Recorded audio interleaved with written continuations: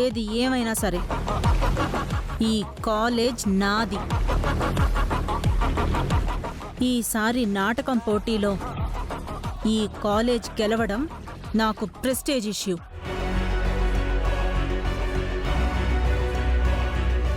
కాబట్టే నేను క్యారెక్టర్స్ని చేంజ్ చేయాలనుకుంటున్నాను.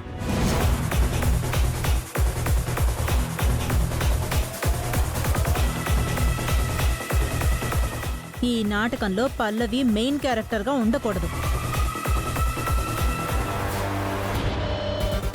తన ప్లేస్లో చరణ్ పక్కన అక్షిత ఉంటుంది.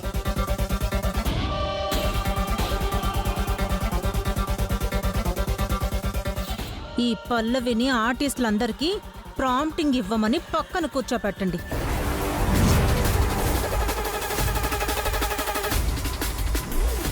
అంటే మేడం ఏ కుదరదా? ఎందుకు కుదరదు మేడం? మీరు ఎలా అంటే అలాగే మేడం.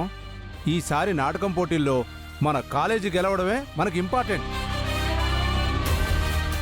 రిహార్సల్ స్టార్ట్ చేయండి. Okay madam.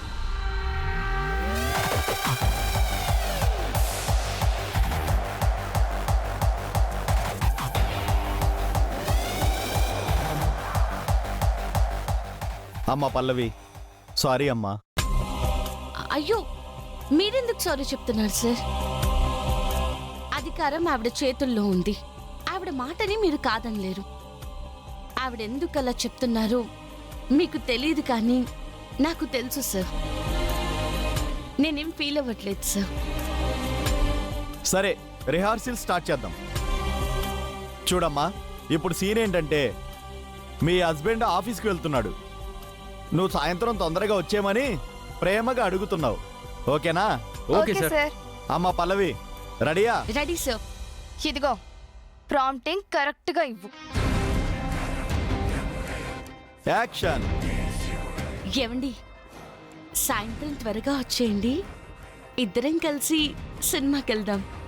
ఏమండి, సాయంత్రం త్వరగా వచ్చేయండి, ఇద్దరం కలిసి సినిమాకి వెళ్దాం. Cut cut cut cut. అమ్మా, ఏంటమ్మా అలా చెప్తున్నావు? పల్లవి చెప్పిందే చెప్పానుగా. ఏం చెప్పావమ్మా? నువ్వు డైలాగ్ చెప్తున్నట్టు లేదు, కైమా కొడుతున్నట్టుంది. అమ్మా, వన్ మోర్. పల్లవి, డైలాగ్ స్టార్ట్ చేయి. Okay sir. ఏమండి, సాయంత్రం త్వరగా వచ్చేయండి, సినిమాకి వెళ్దాం. అయ్యో అమ్మా అక్షిత, డైలాగ్లోని ఫీల్ ఏది, ప్రేమ ఏది? మళ్ళీ చేయమ్మా, వన్ మోర్. డైలాగ్ చెప్పమ్మా. Ready, action. ఏవండి, త్వరగా వచ్చేయండి, సినిమాకి వెళ్దాం. అక్షిత, పట్టి పట్టి చెప్తున్నావు. అలా కాదు, ప్రేమగా ఫీల్తో చెప్పు. చూసే ఆడియన్స్ కి మీ ఇద్దరి మధ్య ఎఫెక్షన్ తెలియాలి. నాకు తెలుసులే, ఈసారి చూడండి సార్. ఏమండి, సాయంత్రం త్వరగా వచ్చేయండి, సినిమాకి వెళ్దాం. అమ్మా అక్షిత, ఏం చేస్తున్నావమ్మా?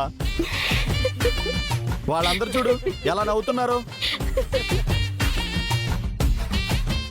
పల్లవి ప్రాంప్టింగ్ సరిగ్గా ఇవ్వట్లేదు చరణ్. ఆ? హ, తను కరెక్ట్ గానే ప్రాంప్టింగ్ ఇస్తుందమ్మా. నువ్వే తనని ప్రేమించి పెళ్లి చేసుకున్నట్టు కాకుండా కన్నింగ్నెస్ తో అతన్ని మోసం చేసి పెళ్లి చేసుకున్నట్టుగా చేస్తున్నావు. ఆ రెండిటికి డిఫరెన్స్ కనపడుతుంది, ఆ రెండిటికి రిఫరెన్స్ కనపడుతుందమ్మా. సారేంటి చరణ్ విషయంలో నేను చేసింది చూసినట్టు చెప్తున్నాడు? అమ్మ పల్లవి, ఒకసారి నువ్వు వచ్చి చేసి చూపించమ్మా. అలాగే సార్. చూడు తను ఎలా చేస్తుందో, చూసి నేర్చుకో.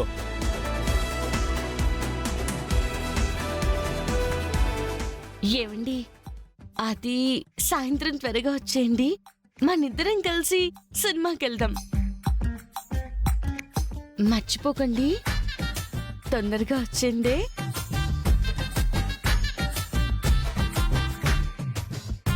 నైస్. అది ఆ లవ్ ఎఫెక్షన్ ఏదమ్మా? సార్, ఈ సీన్ నేను చెయ్యను సార్. అదేంటమ్మా? నా వల్ల కాదు, నేను చేయను, అంతే. సీన్ మార్చుకోండి. సీన్ మార్చుకోవాలా? హ, సరే, చైర్మన్ గారి మనిషి కదా. ఓకే అమ్మా, నెక్స్ట్ సీన్కి వెళ్దాం. ఈ సీన్ వచ్చేసి ఇద్దరి మధ్య రొమాంటిక్ సీన్. అది ఇలాంటివి చెప్పండి, పర్ఫార్మెన్స్ ఇరగదీస్తాను. ఆన్ షాట్లో నీ భర్త అలా నడుచుకుంటూ వస్తాడు, నువ్వు ఇలా నడుచుకుంటూ వస్తావు. నువ్వు స్లిప్ అయిపోయి టక్కున అతని మీద పడతావు. అతను నిన్ను పట్టుకుంటాడు. ఇద్దరు లుక్స్, బ్యాక్గ్రౌండ్లో సాంగ్. ఇప్పుడు అర్థమైంది సార్. చూడండి, పర్ఫార్మెన్స్ ఇరగదీస్తాను. Position.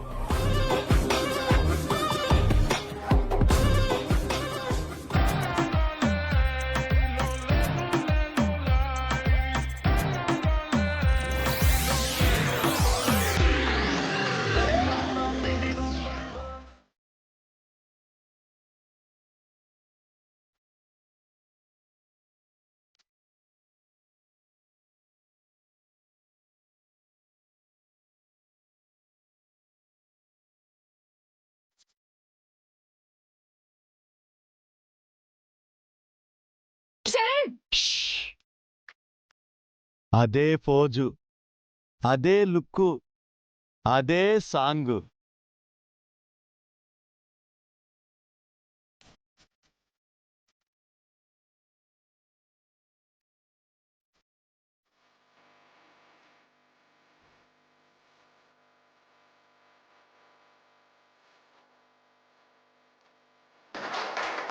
Super super super super super super.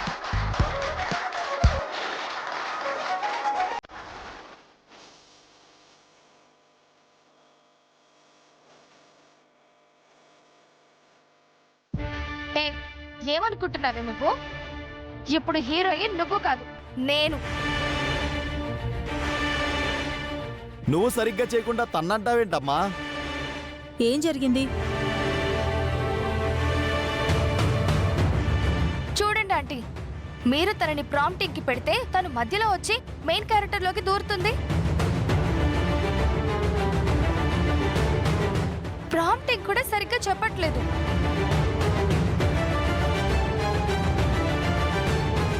అవునా? అలాంటప్పుడు తనిక్కడ ఉండాల్సిన అవసరం లేదు కదా. కరెక్ట్ ఆంటీ, తనని ఇక్కడి నుంచి పంపించేయండి. లేదు మేడం, తను అబద్ధం చెప్తుంది. నేను నమ్మను. పల్లవి చెప్తుంది నిజమే మేడం. అక్షితకి క్యారెక్టర్ చేయడం సరిగ్గా రావట్లేదు మేడం. చూస్తూ ఉంటే వీళ్ళిద్దరికంటే పల్లవి చరణ్ కెమిస్ట్రీ బాగుంది మేడం.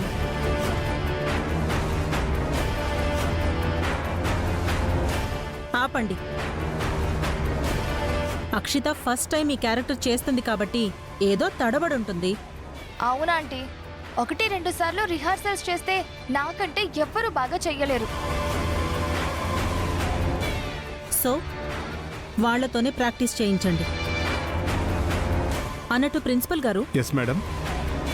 మన కాలేజ్కి ఒక డాన్స్ టీచర్ని కూడా చూడండి. డాన్స్ టీచరా? దేనికి? నా కాలేజ్లో చదివే స్టూడెంట్స్ బాగా చదవడమే కాదు, ఫిట్గా క్యూట్గా కూడా ఉండాలి.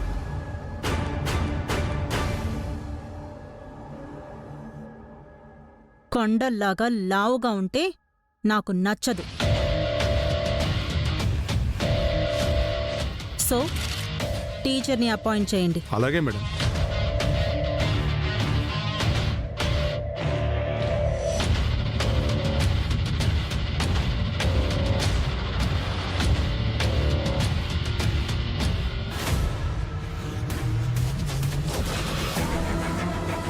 చూసావా, మెయిన్ క్యారెక్టర్ నుంచి ప్రాంప్టింగ్ స్థాయికి నిన్ను ఎలా దించేశాను. నేనే క్యారెక్టర్కి దిగిపోయినా పర్వాలేదు, కానీ నీకిచ్చిన క్యారెక్టర్ని నువ్విప్పుడు చేసినట్టు ఫైనల్లో చేసావనుకో, నీ పరువు, కాలేజ్ పరువు, మీ ఆంటీ పరువు 3 గంగలో కలిసిపోతాయి. అది చూసుకో ముందు.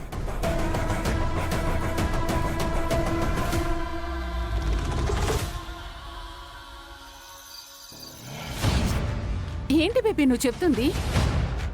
సుమలత ఆంటీ వాళ్ళు మీ కాలేజ్ని హ్యాండ్ ఓవర్ చేసుకున్నారా? అవును మమ్మీ.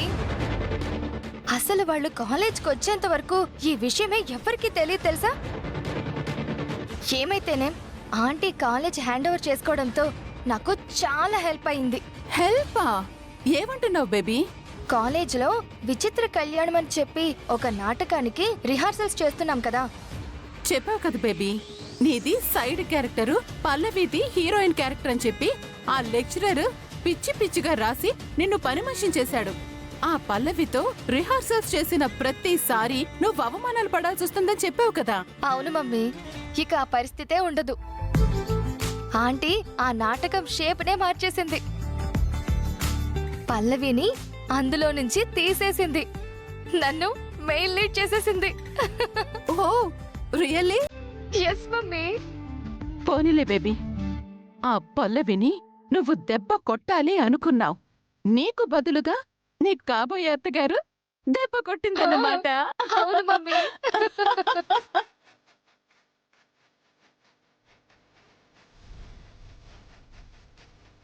డేయ్,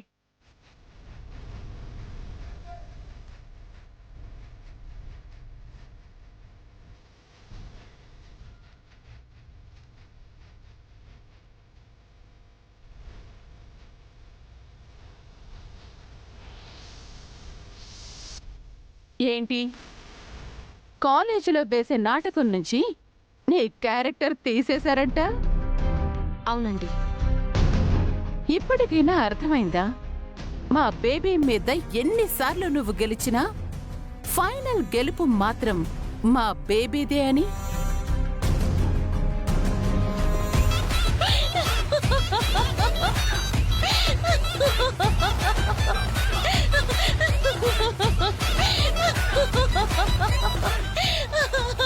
హే, ఎందుకు నవ్వుతున్నావు?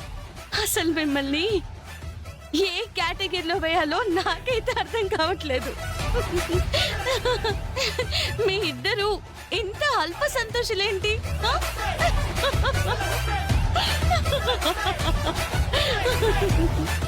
ఓహో, నాటకంలో నీ క్యారెక్టర్ తీసి పారేసేసరికి బాధపడకుండా అది పైకి ఇలా కవర్ చేసుకుంటున్నావా? నాటకం క్యారెక్టర్ తీసేశారు. అవును, మరి నెక్స్ట్ ఆస్కార్ అవార్డ్ కోసం ప్రమోట్ అవుతాం. మరి ఈ నాటకం యూనివర్సల్ స్టూడియోలో ప్లే చేస్తున్నాం. మరి అయ్యో, నా క్యారెక్టర్ తీసేశారు, వచ్చిన ఛాన్స్ మిస్ అయిందని నేను బాధపడ్డానికి.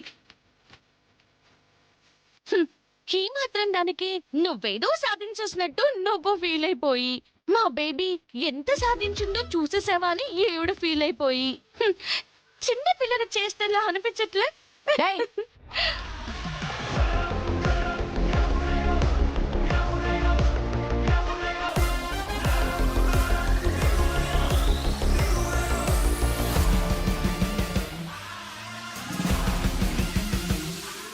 ఏమైంది పల్లవి? వైష్ణవి, ఎందుకు తన మీద అరుస్తున్నావు? అబ్బే, ఏం లేదమ్మా. మరి ఎందుకు తను ఏ అని చేయెత్తి చూపిస్తుంది? ఏమైంది అసలు? అబ్బే, ఏం లేదని చెప్తున్నాను కదా సార్, ఊరికే. అమ్మా గుండమ్మా, వెళ్ళిన పని ఏమైందమ్మా? పత్రిక ఆఫీస్కి వెళ్ళి అమ్మాయి చిన్నప్పటి ఫోటో ఇచ్చాం మామయ్య గారు. మ్యాటర్ అంతా చెప్పాము.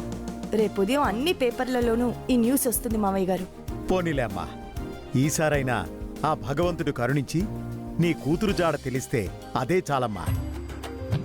ఖచ్చితంగా తెలుస్తుంది తాతయ్య గారు. అమ్మా, ఒక్కరోజు కాదమ్మా, అవసరమైతే టీవీలోనూ పేపర్లోనూ ఎప్పటికప్పుడు యాడ్లు ఇస్తూనే ఉందాం. మీ అమ్మాయి మీ దగ్గరికి వచ్చేంత వరకు ప్రయత్నమైతే చేస్తూనే ఉందాం. అవును గుండమ్మా, నేను చెప్తున్నాను చూడు, ఈసారి ఖచ్చితంగా నా మనవరాలి ఆచూకీ మనకు ఖచ్చితంగా తెలుస్తుందమ్మా.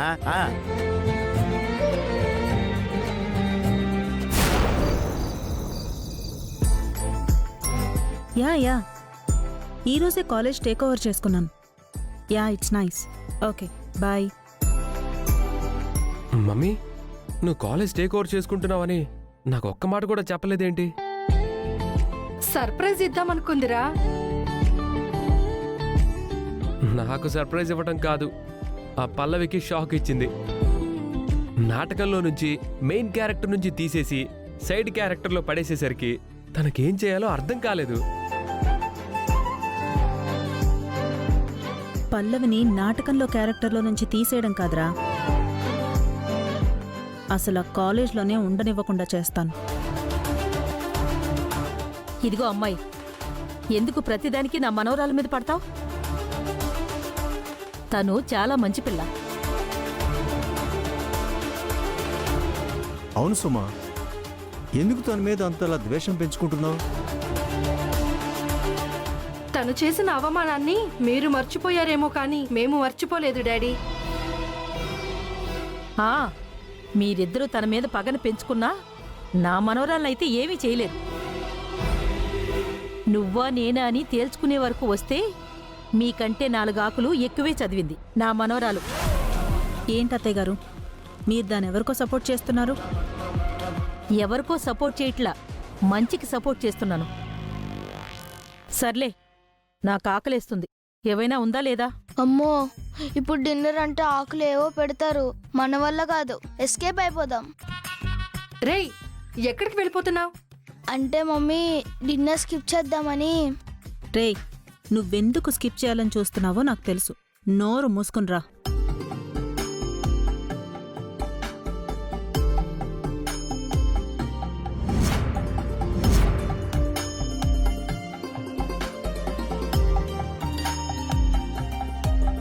ఏంటి అలా చూస్తున్నారు అందరూ? తినండి. ఏంటి తినేది? రోగిష్టి వాళ్ళలాగా ఈ చపాతీలేంటి? అది కూడా ఒక్కటి. అన్నం వండలేదా? అన్నం తింటేనే రోగాలు వస్తాయి. అవునా? గాలి కూడా పొల్యూషన్ అయిపోయిందంట కదా, పీలిస్తే రోగాలొస్తాయి. గాలి పీల్చడం మానే. అత్తయ్య, ఆరోగ్యమే మహాభాగ్యం అంటారు కదా. డైట్ మెయింటైన్ చేస్తేనే హెల్త్లు బాగుంటాయి. కాబట్టే కదా నేనింత ఫిట్గా ఉన్నాను, ఇంత గ్లామరస్గా ఉన్నాను.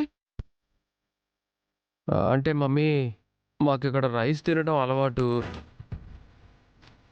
అలవాట్లు పుట్టుకతో రావురా, మనమే నేర్చుకోవాలి, పరిస్థితులను బట్టి మార్చుకోవాలి. అవును, మేకలు ఆకలే తినాలి.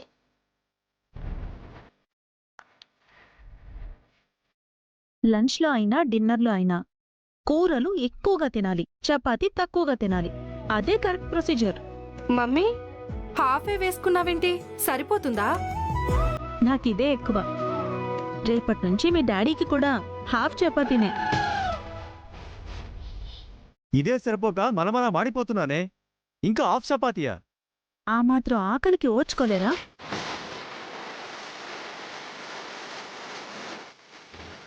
మీరేమో ఇష్టం వచ్చినట్టు తినేస్తున్నారు, నాకంటే పెద్దవాళ్ళలా కనపడుతున్నారు. నాకెంత ఇన్సల్టింగ్గా ఉందో తెలుసా? అందుకే రేపటి నుంచి హాఫ్ చపాతీనే.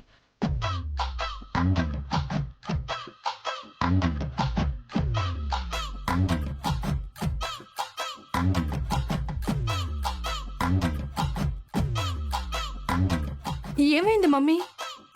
కొంచెం టయర్డ్గా ఉంది శాన్వి. టయర్డ్గా ఉందా? అంటే నీరసమే కదా? ఒళ్ళు విసురుతున్నట్టుగా, తూలుతున్నట్టుందా? ఆ తర్వాత శ్వాస వస్తుంది, బాడీ అదుపు తప్పుతుంది, ఆ తర్వాత బెడ్ ఎక్కుతావు, పేషెంట్ అవుతావు. కడుపు నిండా అన్నం తినకపోతే ఇలాగే వస్తుందమ్మా. డైటింగ్ పేరు చెప్తే నీరసాలొచ్చి పేషెంట్లు అయిపోతారు. నిన్ను పేషెంట్గా నేను చూడలేనమ్మా. అవును సుమలత, నువ్వు పేషెంటే బెడ్ మీద పడుకుంటే నేను చూడలేను. మీ తల్లి కొడుకులిద్దరూ ఓవర్ యాక్షన్ ఆపండి. మీరెన్ని చెప్పినా ఇంట్లో రైస్ అయితే ఉండదు. శాన్వి, నేనెళ్ళి రెస్ట్ తీసుకుంటాను. ఒక హాఫ్ అన్ అవర్ తర్వాత ఏదైనా జ్యూస్ తెచ్చివ్వు. Okay mummy.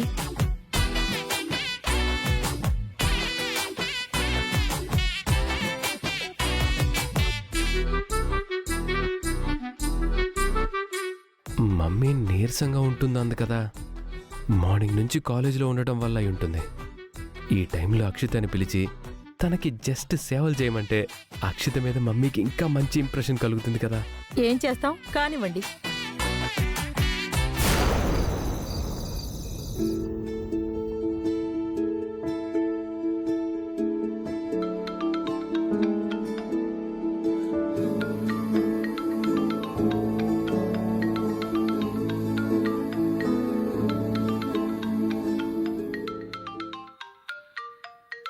హాయ్ చరణ్, ఏంటి కాల్ చేసావ్? ఒకసారి ఇంటికి రావచ్చు కదా. ఏ ఎందుకు? మమ్మీకి క్లైమేట్ కొత్త కదా, పైగా ఉదయం నుంచి కాలేజీలో ఉండడం వల్ల బాగా స్ట్రెస్ అయింది. దాంతో కొంచెం నీరసంగా ఉందన్నారు. అయ్యో ఏంటి ఆంటీ నీరసంగా ఉన్నారా? అందుకే ఈ టైంలో నువ్వు వచ్చి తనకు కొంచెం క్లోజ్గా ఉండి తనకేదైనా సర్వీస్ చేస్తున్నావు అనుకో, నీ మీద కొంచెం ఇంప్రెషన్ కలుగుతుంది కదా. అవునవును, అప్పుడు వెంటనే మన పెళ్ళికి గ్రీన్ సిగ్నల్ ఇచ్చేస్తారు కదా. అందుకే నువ్వు వెంటనే బయలుదేరి వచ్చేసి. ఇప్పుడే బయలుదేరుతున్నాను. బాయ్ చరణ్.